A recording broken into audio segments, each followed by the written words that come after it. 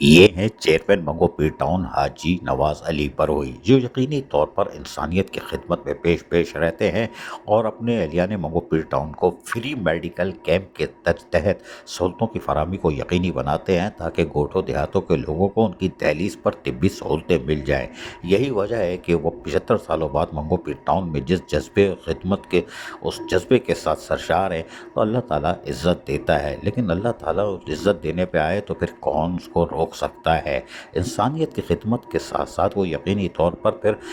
تبلیغی اجتماع کے موقع پر جہاں آنے والے مسلمانوں کو جو پورے پاکستان سے آئے تھے ان کو صاف ستھرا ماحول فراہم کر رہے تھے، یعنی کہ انسانیت کی خدمت، چاہے وہ اجتماع گاہ میں آنے والے مسلمانوں کی یا گوٹوں دیہاتوں کی، لیکن اس کے ساتھ ساتھ اپنے والد نیک محمد بروئی کی بھی عیادت کرتے رہے، جو کہ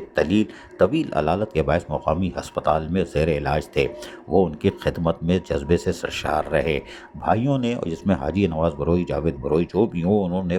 مکمل طور پر اپنے والد کی خدمت کی، اور والدین کی خدمت کا صلہ تو اللہ تعالیٰ ہی دے سکتا ہے، اور انسانیت کی خدمت کے ساتھ ساتھ یقینی طور پر اللہ تعالیٰ نے ان کو موقع دیا اور اپنے گھر خانہ کعبہ طلب کر لیا۔ حاجی نواز علی بروئی عمرے کی ادائیگی کے لیے روانہ ہو چکے ہیں، جہاں ان کے ساتھ اسد موجود ہے، ساگر موجود ہے، اسد صدیقی، اور یقینی طور پر انفارمیشن سیکرٹری ضلع غربی پاکستان پی ایس پر مدینے چلا میں مدینے چلا میں مدینے چلا پھر کرم ہو۔